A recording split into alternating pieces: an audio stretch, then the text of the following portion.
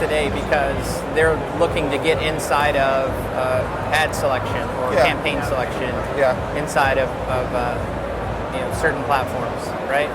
And so it only exists for that matter, so that DSPs or other SSPs can bid on the inventory and essentially get into the ad stack of record for the publisher and have that compete with their direct campaigns.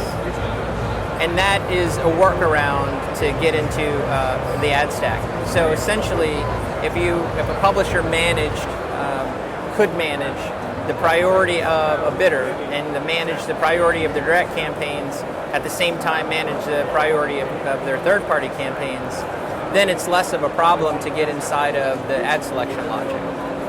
And so today, header bidding exists, sets variables where you can target those variables, but that's a transaction that happens outside of the traditional transaction that happens within the ad server.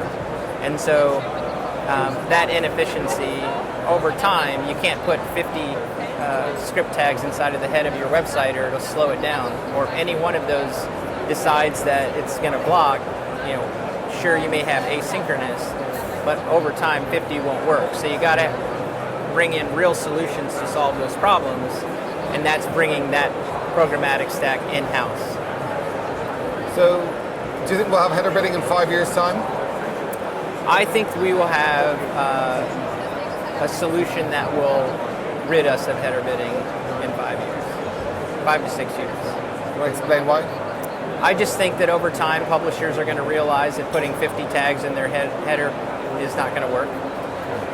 And then, there are companies that are wrapping the header tags, but maybe it's the same notion of calling one platform and fanning out to 50 different platforms to grab the highest bid.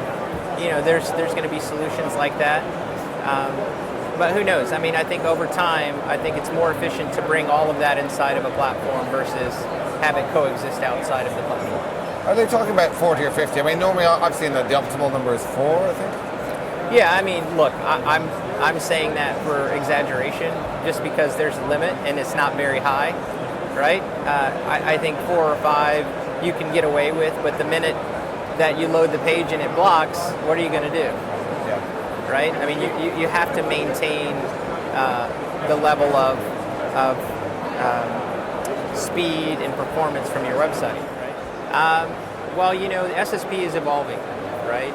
Publishers are really having to bring those platforms in-house, and I think we throw around the term programmatic platform loosely, but there really is a definition around a programmatic offering that publishers will have to maintain. Today, a lot of the traditional buys have third-party verification partners. And so the new programmatic platforms of tomorrow will need those verification partners integrated natively, as well as being able to deter ad blocking and manage their own exchange.